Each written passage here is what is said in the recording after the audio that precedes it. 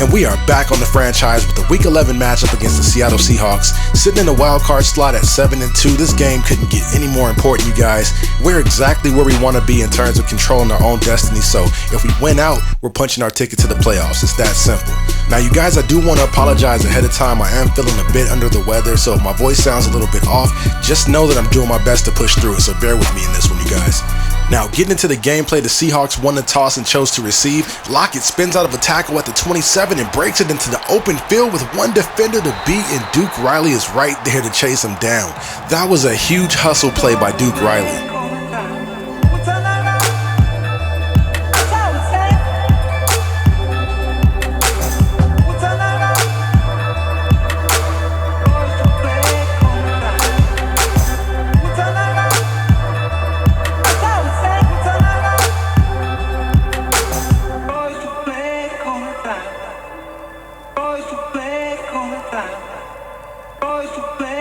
Now, after the nice return by Lockett, the Seahawks set up at the 37.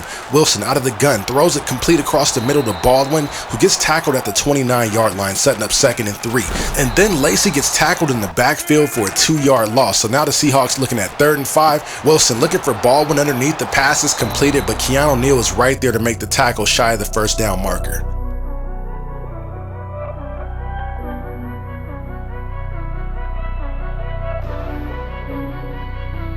So the defense does a great job at holding Seattle to 3, because with the way that drive started, it could have easily gone for 7. Now the offense takes the field for the first drive of the day. The handoff to Coleman goes pretty much nowhere, and that's going to knock us back to a 2nd and 13. Next play, Ryan targeting Julio Jones. The pass is knocked down, incomplete, and that's going to bring up 3rd and 13 now. And then Ryan pretty much overthrows everyone on the field there to go 3 and out. So now it's going to be back on the defense. On first down, the carry goes to Lacey, and he'll be denied by Devondre Campbell. Looking at the replay here, Devondre does a really nice job at shooting the gap to make the play in the backfield. That was just a nice effort overall by Campbell. Wilson then takes the snap out of the gun on 2nd and 11, handing it off to Lacey, and he'll pick up 10 yards, setting up 3rd and 1. He gets the carry again, but is going to be stuffed by Tack McKinley, and that's going to force a 3 and out. Now the offense takes the field for the second drive of the day. Julio Jones makes the completion there, and it's pretty close to picking up the first down, but on 3rd down, Matt Ryan calls his own number and picks up the first. So now we're looking at a 1st and 10 from the 30. Ryan out of the gun hits Julio Jones for a pretty nice gain on the play. The connection to Julio picks up 20 yards and sets us up at the 50. We then go back to the ground game with Coleman, and he goes pretty much nowhere on the play. Bringing up 2nd and 11, we toss it to Coleman, and again, he goes nowhere. The Seattle defense has come to play today, you guys. So on 3rd down, Matt Ryan out of the gun, dropping back, looking for a receiver, and fires complete to Julio Jones, and he's going to take it all the way up to the Seattle 30-yard line.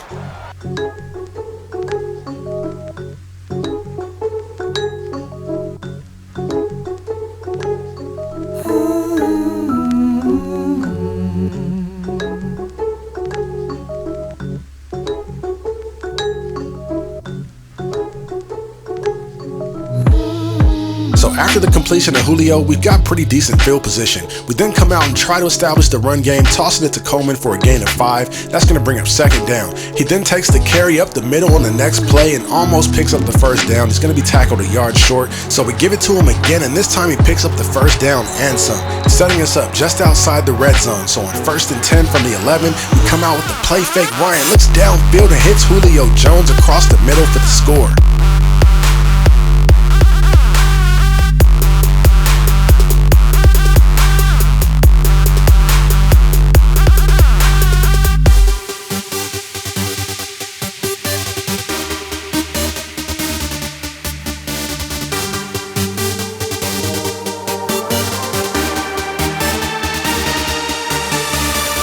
To say that our offense has missed Julio Jones would be a complete understatement. Welcome back, Julio. Hopefully now we'll be able to get our offense back on schedule, because the last couple of weeks we've really been struggling.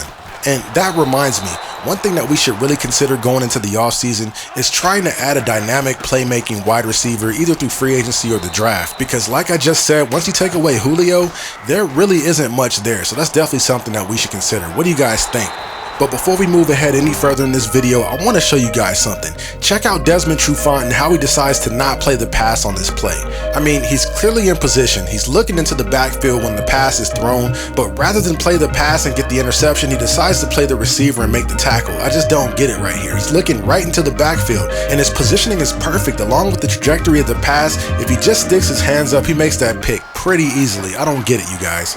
But then a couple plays later on 3rd and goal, Russell Wilson connects with Baldwin wide open in the end zone. I mean, it doesn't get any easier than this. Why is Alford playing so far off? I feel like if this were a real life scenario, despite being in zone coverage, I think Alford plays the only receiver in that zone a little bit closer than that. And I'm not really trying to turn this into a rant video.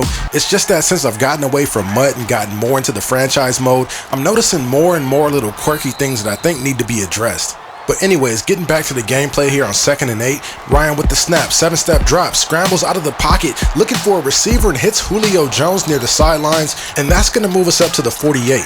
Then the next play, 1st and 10, Ryan under pressure, gets rid of it quick to Sanu, who makes the grab and turns it upfield, taking it all the way up to the 13-yard line.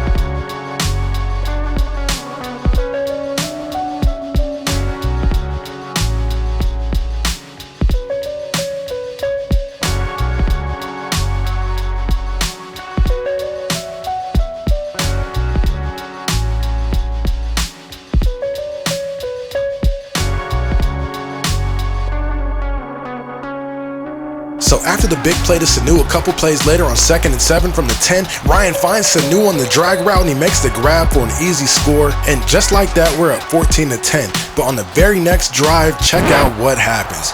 Tevin Coleman fumbles the ball at the 40-yard line. Seattle, of course, recovers it, and they're going to be set up with great field position after this play.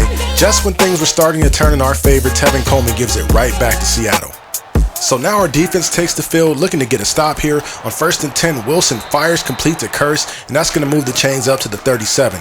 Then on 2nd and 3, Russell Wilson dumps it off to Lacy on the screen pass, and he's going to be carried out of bounds by Alford at the 23. But there is a flag on the play. This one is coming back. It's going to be holding on the offense, and that backs Seattle up 10 yards. But on 2nd and 13, look at what happens. Lacy hits a huge hole down the middle and ends up getting tackled at the 15 by Brian Poole, and that is something we cannot afford right now. We cannot let Lacy get going. We have got to continue to stop the Seattle run game. But on the very next play, Lacy breaks off another nice run for a gain of 10, and that's going to set up 1st and goal at the 5. Wilson then takes the snap under center, dumps it to Lacy with the swing pass, and he gets denied by Brian Poole at the goal line. That is not something you would normally see with the 250+ pound running back being stuffed at the goal line by a 200-pound nickel corner. Just looking at it again, it took all that Brian Poole had to keep Eddie Lacy out of the end zone. I was completely expecting Poole to be trucked on this play, you guys, but instead he put it all on the line and stepped up and made a huge play, and he is just exhausted after that effort right there. That was a nice play by Brian Poole. Now Seattle's facing a 2nd and goal situation after the stop by Poole, and Russell Wilson finds Baldwin in the back of the end zone for another touchdown. So Seattle capitalizes off the Tevin Coleman fumble, and now we're down 3 to start the next drive. So Ryan comes out under center, tosses it to Coleman off the right side, looking for the corner, and runs right into a defender, and that's going to push us back to a 2nd and 15 situation now. Ryan then takes the snap out of the gun. He's under pressure, gets hit as he throws, and the pass is going to be picked off by Earl Thomas, and this one is getting taken back all the way to the house, and the turnover plague season continues to hurt this Falcons offense. And to make matters worse, we do absolutely nothing with it on our next drive, giving it back to Seattle after going 3 and out. They march all the way down the field to set up 1st and goal at the 7. Lacy then gets the carry and is brought down by Devondre Campbell, still at the 7-yard line, setting up 2nd and goal. Another handoff to Lacy. This time he's tackled by Deion Jones after a gain of 2. That brings up 3rd and goal now. Russell, escaping the pressure, spins and almost crosses the goal line, but gets taken down at the 2. The defense holds and forces Seattle to settle for 3, but we've got a huge mountain to climb if we're going to get back in this one. So on 1st and 10, we go to Coleman with the screen, and he goes pretty much nowhere on the play, and that brings up 2nd and 10. Ryan then out of the gun throws it and is picked off again by Earl Thomas. I completely misread the coverage on that play. I thought Thomas was going to do something completely different than what he did, and I ended up throwing it right to him. We did, however, manage to hold Seattle to 3 on the next drive, but at this point, it really doesn't matter. The wheels have officially come off in this one, and at this point, we're really just playing for pride as well as the logo on the side of the helmet. Now, we start our next drive on 1st and 10 from the 20. Ryan hits Gabriel underneath. He turns on the speed and takes it all the way up to the 46-yard line before being pushed out of bounds. Next play, Ryan drops back looking for a big play, throws it up to Julio across the middle of the field in traffic, and he comes down with it. That's going to move us up to the 31. Then on 1st and 10, Ryan with the snap, looking for Julio again, but this time it's going to be knocked down incomplete by Richard Sherman. So that brings up 2nd and 10 from the 31, working underneath to Hooper. He makes the grab, turns it upfield, and bullies his way in for the score. And Seattle really did us a huge favor there by blitzing both linebackers, which left the middle of the field wide open. So all Hooper needed to do there was just make the grab and turn it upfield.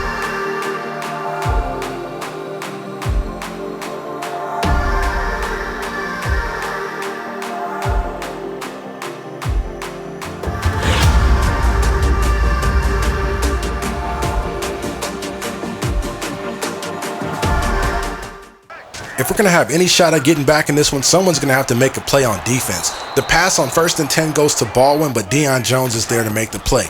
Then on 2nd and 13, looking for the screen, Wilson is sacked. The ball is loose, and we just can't recover it. That was the play that we needed to make right there, because at this point, it's only a 10-point game, and if we're able to recover that fumble, we'd have great field position with a pretty good chance of cutting into this deficit. But Seattle's able to recover it, and now they're going to be facing a 3rd and forever. So Russell comes out of the gun, tries to dump it off short to Lacey. He makes the grab, turns it upfield, jukes a defender, and he's almost able to pick up the first down, but that does put them in field goal range, and the field goal unit comes out and tacks on another 3 points.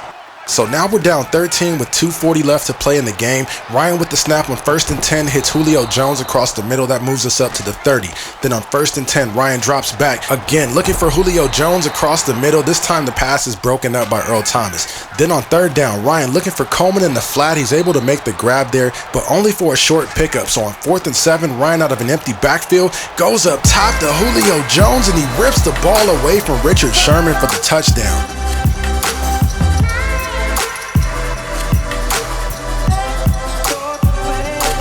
Of course, at this stage of the game, the offense stays on the field to go for 2, and Julio is able to come up with it after getting some nice separation from Thomas. So now we're looking at a 1-score game, but it's really going to come down to the onside kick. So the special teams unit takes the field, the kick is away, and Seattle recovers it. And that will do it, you guys. We end up losing this one on the road to Seattle, 36-28. Seattle did get one more field goal out of it, but at this point in the game, there's really no point in me showing you guys that. Anyways, folks, I'm up against it. I hope you enjoyed the video. Please don't forget to like, share, comment, and subscribe. I'm signing off, and I'll see you in the next one.